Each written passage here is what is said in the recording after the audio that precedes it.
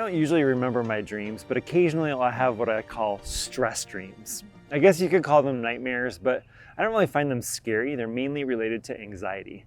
In my dream, I'm in a worship service and there's an introductory message video playing. I'm about to get up to start preaching and I realize I forgot to prepare a message. I look out at all of you waiting to hear something about God and about the Bible, and I've done absolutely no work to prepare. I have nothing to say. Do you ever have any dreams like that? Whether you do or not may depend on how much you're like me, and that I love to be in control. I'm terrified of not being in control. I don't like being caught off guard. To be in control requires great preparation. And the thought of having neglected to prepare, well, for me, that's a stress dream. It's a nightmare. It's anxiety provoking. The more I have going on that I can't prepare for and stay on top of or in control, the more likely I am to have a stress dream. Now, to a certain extent, I hope you can all relate to what I'm talking about with preparation and control. None of us like to get surprised by being unprepared.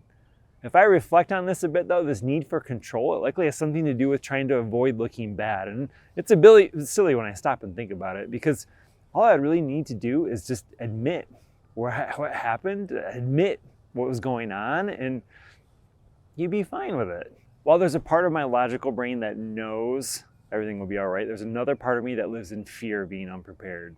Now, to live that out, to live with control, it requires enormous focus and preparation.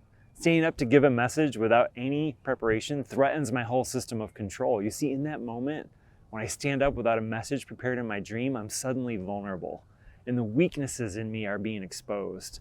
Now, I do show you all my weaknesses, but only when I want to show you my weaknesses. This sharing of weakness in my dreams is out of my control, so I avoid it.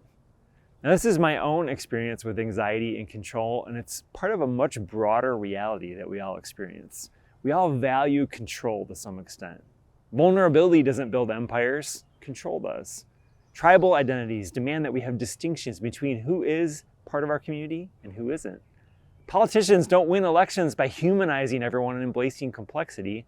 They win based on their being right and the other person on the other side being wrong. And religious organizations don't gain dominance through generous orthodoxy. They do so through exclusionary statements of faith that define and demand right thinking. I'm going to go let that last statement there linger for a second. Staying in a space of uncertainty and of complexity and mystery is hard. Life is so much easier when things are neat and clean and clear, and so we cling to what feels certain and stable, and we all do this. Let's take a moment to discuss or ponder our desire for control. Here's our first question for discussion. What's your relationship with control? On a scale of 1 to 10, how much do you like it, and what led to that number? Let's talk about it.